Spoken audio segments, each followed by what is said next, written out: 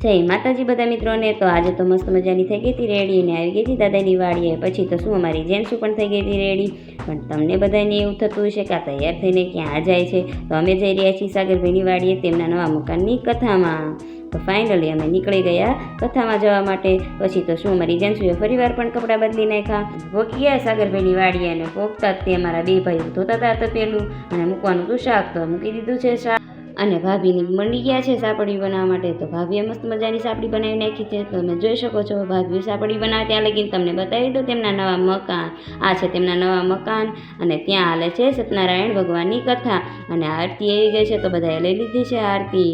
અને આ અમારા કિંજલબેન તો અલગ જ વિચાર કરી રહ્યા છે, કેમ કે સત્યનારાયણ ભગવાનની કથા છે તો શીરો ખાધ્યા વગર થોડું જવાય। પછી તો શું કિંજલબેને લઈ લીધો શીરો। પછી તો કિંજલબેને લઈ લીધી પ્રસાદી। તો નવા મકાનની 5 ગોણી કરે એટલે આ માટે 5 ગોણીઓને બેસાડી દીધી જમવા। અને હું પણ ગોણી થઈ હતી તો હું પણ જમવા બેસી ગઈ હતી। પછી તો આવી ગઈ હતી દાદાની વાડીએ પાછી ને મસ્ત મજાની કેરી હતી। તો મારે તો કઈ રીતે ખાવી એ ખબર નહીં, પણ આ કબૂતરને તમે જોતા જજો અને મારો મિની બ્લોગ કેવો લાગે છે તે લાઇક, શેર અને કોમેન્ટ કરવાનું તો ભૂલતા જ નહીં। અને મળીશું બીજા મિની બ્લોગમાં। તો ટાટા લગીન તો ટાટા।